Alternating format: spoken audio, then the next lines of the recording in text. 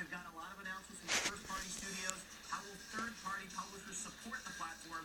Beyond, as Stephen Totilo from Kotaku mentioned, Titanfall, which is expected to be unveiled from Respawn Entertainment and Electronic Arts. The second thing, the controversy. As Mike and Stephen mentioned, there's been a lot of controversy and debate online about the Xbox One and some of its policies about having to go online every 24 hours to check in. Will Microsoft address that controversy head on? Will they ignore it? How will they treat it? That's something that a lot of people will be looking at over these 90 minutes. Don Matrick will, of course, be on stage. What will he say? That will be big news.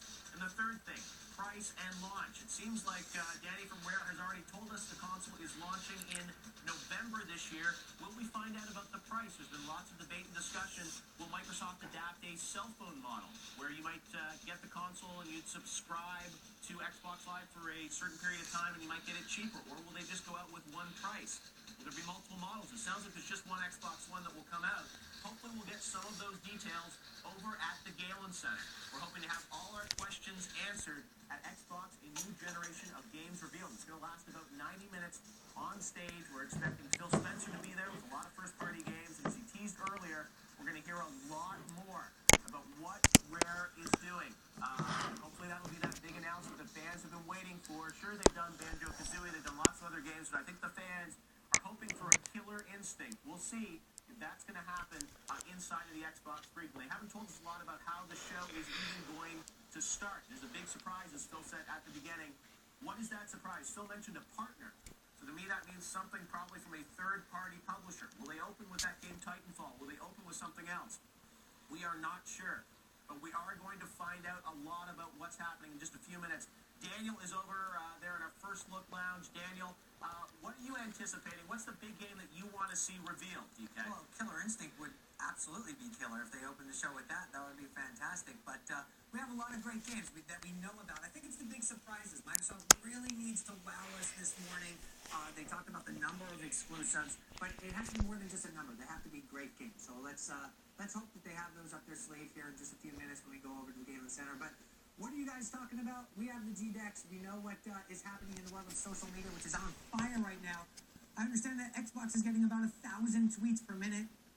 You can see the sentiment is actually going up. It's at plus 26 right now. And the Wii U is in second place. The PS4 is in third place. PlayStation fans, if you don't agree with that, this is Sony's press conference and E3 to lose for a lot of people. So get on social media and let us know. Use the hashtag GTE3. Tweet us at Spike TV and give us your thoughts, because we all want to see the PS4 hardware, but the games as well, of course, Jeff, are something that are going to be a huge part for Sony tonight during the press conference. So we have so much to look forward to here at E3 2013. As we said, Wii U is something that we're looking forward to hearing more about what Nintendo's plans are for their box. But we want to hear from you, so make sure that you're tracking us on social media. The games themselves, specific mentions are great. Call of Duty right now is #1. Battlefield 4, The Last of Us, a game that's coming out very soon. Not going to have a strong presence here at E3 because you could already play it pretty much, but that hasn't stopped you from talking about it here on the G-Dex. And we just got Watch Dogs over there on the G-Dex, one of the big games from Ubisoft. So, Jeff, a lot going on, man. It's E3. It's exciting. Let's go back to you. Fantastic. Thank you very much, Daniel. As you may notice, we're waiting for the Xbox press conference to begin. There's been a slight delay, but we will be bringing it to you live in its entirety, commercial-free here on Spike as things begin down at the Galen Center.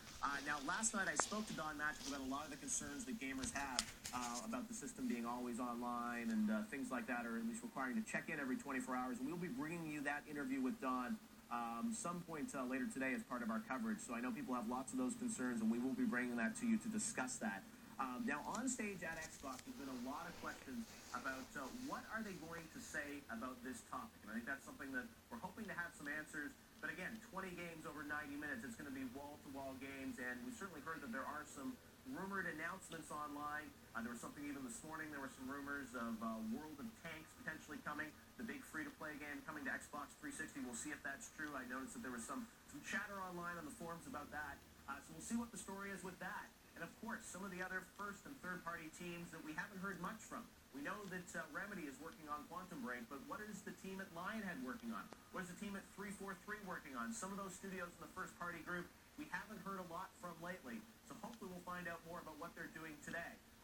We're getting ready ready for the briefing. I understand we're about 30 seconds away now from the start of the Xbox reveal, so we're going to get ready for that right here live on Spike. And again, there'll be thousands of people in the audience at the Galen Center, and this is the start of E3, so we're about 10 seconds away from getting ready for the briefing. Thank you for your patience. Xbox, a new generation of games revealed, is getting ready to start right here on Spike.